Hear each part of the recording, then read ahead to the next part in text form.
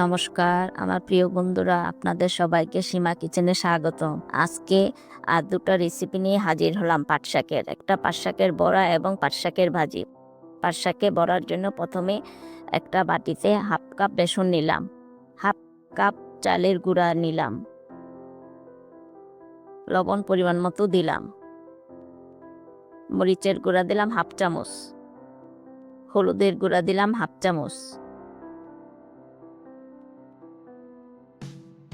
এখন ভালোভাবে মিশিয়ে নিচ্ছি।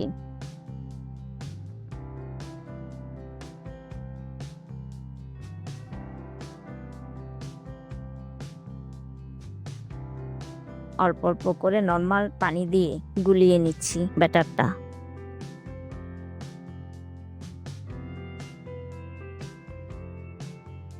খুব সহজ বন্ধুরা এই পাট শাকের বড়া রেসিপি, আপনারা দেখলে বুঝতে পারবেন। আমার ব্যাটার হয়ে গেছে বন্ধুরা। এখন পাট শাকের আগা দেখে কেটে ধুয়ে রেখেছিলাম আগে, সে আগা থেকে 3টা করে আগা একসাথে নিয়ে আমি এভাবে ব্যাটারে ভরাচ্ছি, যা দেখে আপনারা বুঝে নেবেন। একটা প্যানে পর্যাপ্ত পরিমাণ তেল গরম দিয়েছি, বড়াগুলো ছেড়ে দিচ্ছি। আমি আজকে আপনাদের 3টা বড়া বানিয়ে দেখাবো বন্ধুরা। এই পাট শাকের বড়া আপনারা যারা খাননি তারা একবার বানিয়ে খেয়ে আমাকে কমেন্টে জানাবেন কেমন হলো, তাহলে আমি খুব খুশি হব। আমার কাছে তো খুবই ভালো লাগে গরম ভাতের সাথে মচমচে পাট শাকের বড়া ডাল দিয়ে খেতে। আবার আরেকটা দিয়ে দিচ্ছি বন্ধুরা।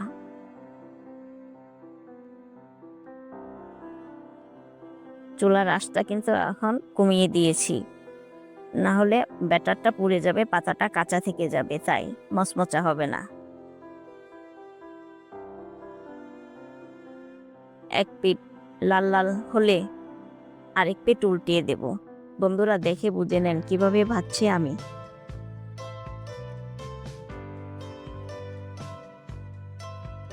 আমি মোট এক পিঠ 3 মিনিট রেখেছি, আরেক পিঠ 3 মিনিট রাখবো উল্টিয়ে দিয়ে। এখন হয়ে গেছে। দেখুন বন্ধুরা পাট শাকের বড়া কেমন হয়েছে দেখতে, আমার কাছে তো খুবই ভালো লাগলো। আপনাদের কাছে কেমন লেগেছে জানাবেন কিন্তু অবশ্যই কমেন্ট করে বন্ধু।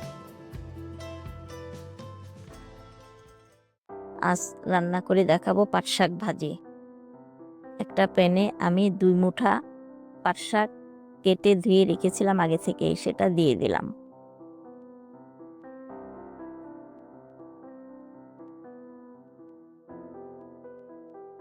লবণ দিলাম পরিমাণ মতো,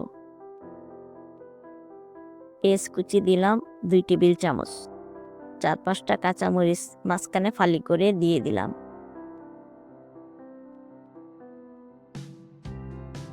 এখন ঢেকে দিব 3 মিনিটের জন্য। 3 মিনিট পর আবার ফিরে এলাম।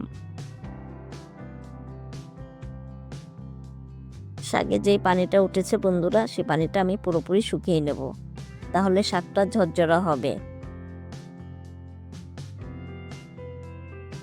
দেখুন বন্ধুরা আমার শাকে একদম পানি নেই, শুকিয়ে গেছে।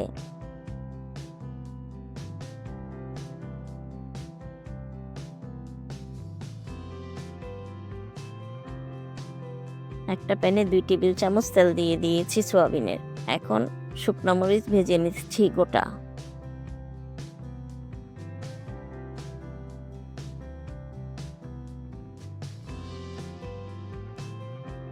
উঠিয়ে নিচ্ছি মরিচগুলো।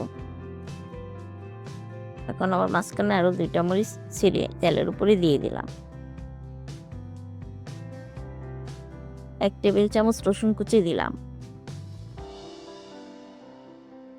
একটু ভেজে নিচ্ছি।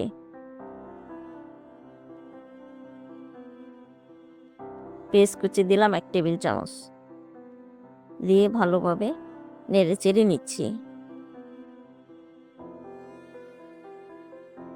বাদামি রং হয়ে আসলেই আমি শাকগুলো এখন দিয়ে দেব।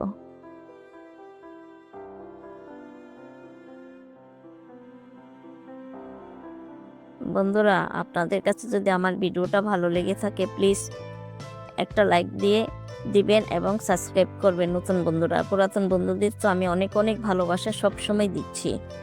তাদের এত ভালোবাসা পেয়ে আমি নিজেকেও খুব ধন্য মনে করি। আপনারা সবাই এভাবে আমার পাশে থাকলে অবশ্যই আমি এগিয়ে যেতে পারবো। আপনাদের একটা লাইক আমাকে অনেক দূর এগিয়ে নিতে সাহায্য করবে। যারা ফেসবুক পেজ থেকে দেখছেন তারা আমার পেজটাকে ফলো করে একটা লাইক দিয়ে রাখবেন।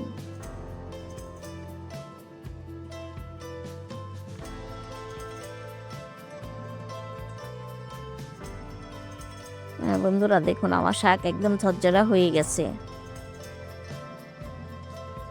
আসলে শাকভাজি তো আমরা সবাই পারি, কিন্তু আমাদের ব্যাচেলর ভাইরা পারে না, কেউ নতুন রাঁধুনিরও পারে না। তাদের উদ্দেশ্যেই এই শাকভাজি রেসিপি শেয়ার করা। হয়ে গেছে আমার শাকভাজি।